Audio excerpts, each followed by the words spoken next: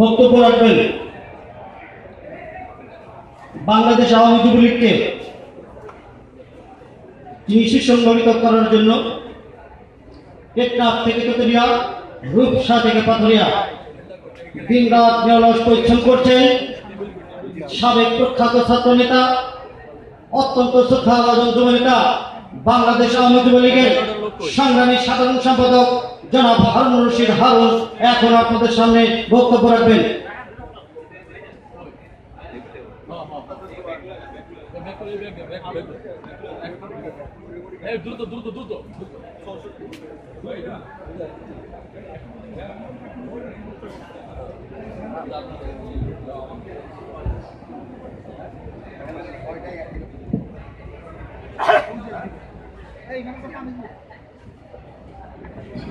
সালাম। 15ই আগস্ট বাঙালি জাতির জীবনের সবচেয়ে কলঙ্কের দিন, কারণ সেদিন আমরা হারিয়েছি সর্বকালের সর্বশ্রেষ্ঠ বাঙালি, স্বাধীন বাংলাদেশের মহান স্থপতি জাতির পিতা বঙ্গবন্ধু শেখ মুজিবুর রহমানকে, তার পরিবারের অন্যান্য সদস্য সহ। সেই দিবস বঙ্গবন্ধুর শাহাদত বার্ষিকী এবং জাতীয় শোক দিবস। সেই জাতীয় শোক দিবস উপলক্ষে বাংলাদেশ আওয়ামী যুবলীগ ঢাকা মহানগর দক্ষিণ শাখা কর্তৃক আয়োজিত আজকের এই আলোচনা সভার সম্মানিত সভাপতি, মহানগর যুবলীগকে যিনি তার সাংগঠনিক দক্ষতা এবং কর্মীদের প্রতি স্নেহ ভালোবাসা দিয়ে এই সংগঠনকে সুসংগঠিত করে গড়ে তুলেছেন জনপ্রিয় যুবনেতা জনাব ইসমাইল চৌধুরী সম্রাট। সংগ্রামী বন্ধুগণ, আজকের অনুষ্ঠানের মাননীয় প্রধান অতিথি, আপনারা জানেন যিনি মহান মুক্তিযুদ্ধের অন্যতম সংগঠক, যিনি একজন বীর মুক্তিযোদ্ধা, গণপ্রজাতন্ত্রী বাংলাদেশ সরকারের মাননীয় গৃহায়ন গণপূর্ত মন্ত্রী এবং বাংলাদেশ আওয়ামী লীগের সম্মানিত প্রেসিডেন্ট সদস্য জনাব ইঞ্জিনিয়ার মুশাররফ হোসেন সাহেব আমাদের মাঝে এসে উপস্থিত হয়েছেন আজকের অনুষ্ঠানের মাননীয় প্রধান অতিথি।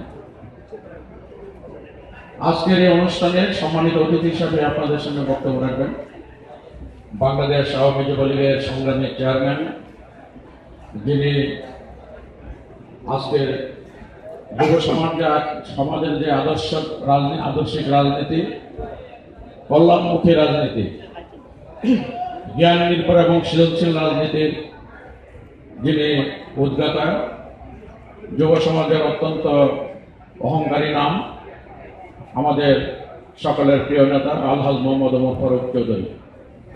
আজকের অনুষ্ঠানে বিশেষ অতিথি হিসেবে বক্তব্য রাখবেন, আপনারা যার নাম ইতিমধ্যে শুনেছেন, যে যার কণ্ঠে জাদু রয়েছে, যাকে আমাদের মাননীয় প্রধানমন্ত্রী রাষ্ট্রনায়ক শেখ হাসিনা অত্যন্ত স্নেহ করেন, যিনি শুধু সঙ্গীত দিয়ে মানুষকে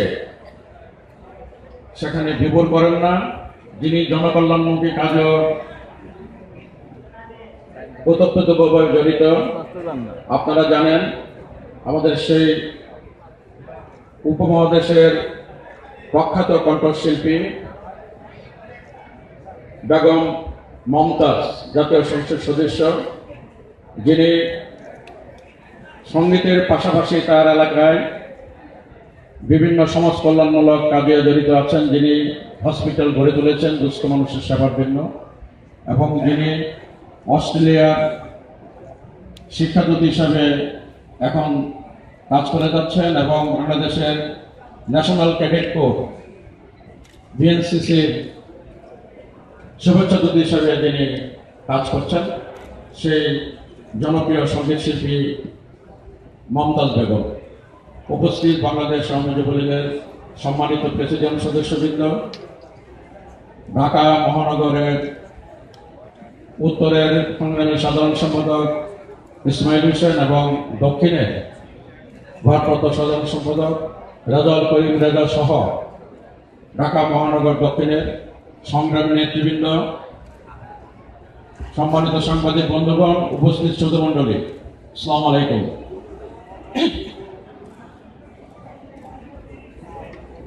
আজকে আমি প্রথমেই বিনম্র শ্রদ্ধায় স্মরণ করছি বাঙালি জাতির পিতা, হাজার বছরের শ্রেষ্ঠ বাঙালি বঙ্গবন্ধু শেখ মুজিবুর রহমানকে, যিনি আমাদের আত্মপরিচয়ের ঠিকানা। একই সাথে স্মরণ করছি সেদিন 1975-এর 15 আগস্টের কাল রাত্রে বঙ্গবন্ধুর সাথে যারা শাহাদত বরণ করেছেন, বিশেষ করে বঙ্গবন্ধুর প্রিয়তমা সহধর্মিণী, যিনি একজন মহিষী গরিয়সী নারী, যিনি বঙ্গবন্ধুর সকল আন্দোলনের নেপথ্যে অনুপ্রেরণা দেয়নি, সাহস দেয়নি, বেগম ফজিলাতুন্নেসা মুজিবকে গভীর শ্রদ্ধার সাথে স্মরণ করছে। শেখ কামাল, শেখ জামাল, শেখ রাসেল সহ বঙ্গবন্ধুর পরিবারের সকল সদস্যকে আমি শ্রদ্ধার সাথে স্মরণ করছি, যারা শাহাদত বরণ করেছেন। আমি শ্রদ্ধার সাথে স্মরণ করছি বাংলাদেশ আওয়ামী যুবলীগের প্রতিষ্ঠাতা চেয়ারম্যান, মুক্তিযুদ্ধের অন্যতম সংগঠক, প্রখ্যাত সাংবাদিক, সাহিত্যিক, যিনি আপনারা জানেন তখনকার রাজনৈতিক গগনের এক উজ্জ্বল নক্ষত্র শহীদ শেখ মুজিবুর রহমান এবং তার অন্তঃসত্ত্বা স্ত্রী বেগম আরজমণিকে স্মরণ করছে, যারা বঙ্গবন্ধুর সেদিন অনুগামী হয়েছেন, শাহাদত বরণ করেছেন। বন্ধুগণ, 15 আগস্ট কেন সংগঠিত হয়েছিল সেটা আমাদের বিবেচনায় আনতে হবে। কারণ বঙ্গবন্ধু একজন ব্যক্তি নন, বঙ্গবন্ধু এক ইতিহাস, বঙ্গবন্ধু বাংলাদেশ। বঙ্গবন্ধুকে সপরিবারে কেন হত্যা করা হয়েছিল সেদিন? যারা 1971 সালের মহান মুক্তিযুদ্ধে সেদিন পরাজয় বরণ করেছিল, মুক্তিযোদ্ধাদের কাছে মানে পাকিস্তানের প্রতিক্রিয়াশীল গোষ্ঠী, শুধু তখনকার এই জাতিতে যারা রাজাকার আলবদর, শুধু তারাই নয়, আপনারা জানেন 71-এর মহান মুক্তিযুদ্ধে আমাদের বিরুদ্ধে পাকিস্তানের পক্ষে দাঁড়িয়েছিল মার্কিন যুক্তরাষ্ট্র। সেদিন জাতি যখন বিজয়ের দ্বার টানতে, সেদিন সেই বিজয়কে নস্যাৎ করার জন্য মার্কিন যুক্তরাষ্ট্র 7ম নৌবহর পাঠিয়েছিল বঙ্গোপসাগরের দিকে। সেদিন আমাদের বন্ধু, সেদিনকার মুক্তিযুদ্ধের সমর্থক রাশিয়াও পাল্টা নৌবহর যদি প্রেরণ না করত, তাহলে মুক্তিযুদ্ধের ইতিহাস এত ভিন্ন খাতে প্রবাহিত হতে পারত। আগে আমাদেরকে মনে রাখতে হবে, সেই মহান মুক্তিযুদ্ধে শুধু রাজাকার আলবদর এবং পাকিস্তানি পরাজিত হয় নাই, পরাজিত হয়েছিল মার্কিন যুক্তরাষ্ট্র সহ যে সমস্ত রাষ্ট্র আমাদের মুক্তিযুদ্ধকে সমর্থন করে নাই, পাকিস্তানকে সমর্থন করেছিল। তাই তাদের একটা গাত্রদাহ ছিল, তাদের আক্রোশ ছিল বঙ্গবন্ধুর পরিবারের প্রতি। কারণ বঙ্গবন্ধুর পরিবার বাংলাদেশের সবচেয়ে মর্যাদাকর রাজনৈতিক পরিবার। বঙ্গবন্ধু পরিবার বাংলাদেশের সার্বভৌমত্বের প্রতীক। বঙ্গবন্ধু পরিবার মহান মুক্তিযুদ্ধের চেতনার প্রতীক। বঙ্গবন্ধু পরিবার বাংলাদেশের গণতান্ত্রিক রাজনীতির যে গৌরবোজ্জ্বল ইতিহাস, তার প্রতীক। কাজে সেই পরিবারটিকে নিশ্চিহ্ন করে দিয়ে এই বাংলাদেশকে আবার পাকিস্তানের ধারায় পরিচালিত করার গভীর ষড়যন্ত্র নিয়ে সেদিন 15 আগস্টের সেই নির্মম হত্যাকাণ্ড সংঘটিত হয়েছিল।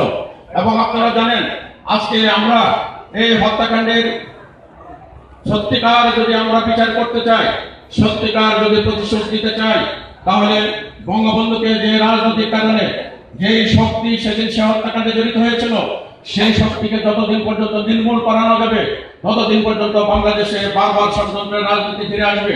আপনারা জানেন, পরবর্তী পর্যায়ে বঙ্গবন্ধু হত্যাকাণ্ডের তদন্তে সেটা সুস্পষ্টভাবে প্রমাণিত হয়েছে, এই হত্যাকাণ্ডের সাথে জিয়াউর রহমান সেখানে সরাসরি জড়িত ছিল। জিয়াউর রহমান গ্রিন সিগন্যাল দিয়েছিল হত্যাকারীদের যে তোমরা হত্যাকাণ্ড সংগঠিত করো।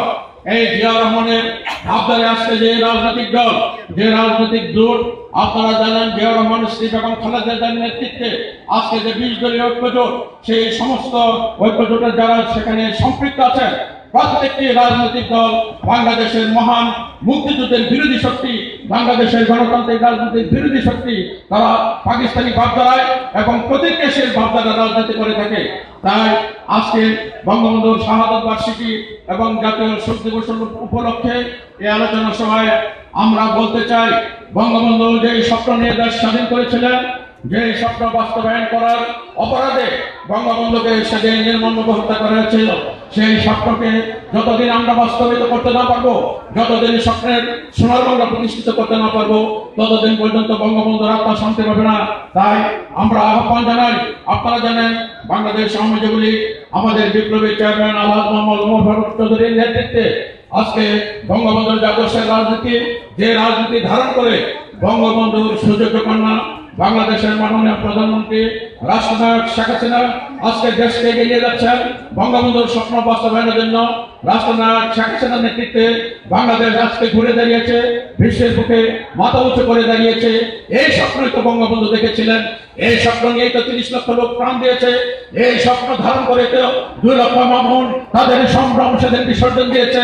তাই আসুন আজকে বঙ্গবন্ধুর শাহাদত বার্ষিকী উপলক্ষে আলোচনা সভায় আমরা প্রতিজ্ঞাবদ্ধ হই যে যতদিন পর্যন্ত বঙ্গবন্ধুর স্বপ্ন বাস্তবায়িত না হবে, যতদিন পর্যন্ত বঙ্গবন্ধুর হত্যাকারী সেই অপশক্তি বেগম খালেদা জিয়ার নেতৃত্বে পাকিস্তানি বাগদায় যে প্রতিক্রিয়াশীল শক্তি আজকে বাংলাদেশের ষড়যন্ত্র চালিয়ে যাচ্ছে, সেই শক্তিকে রাজনৈতিকভাবে নির্মূল করতে না পারবো, ততদিন পর্যন্ত বাংলাদেশ আওয়ামী লীগের লড়াই অব্যাহত থাকবে।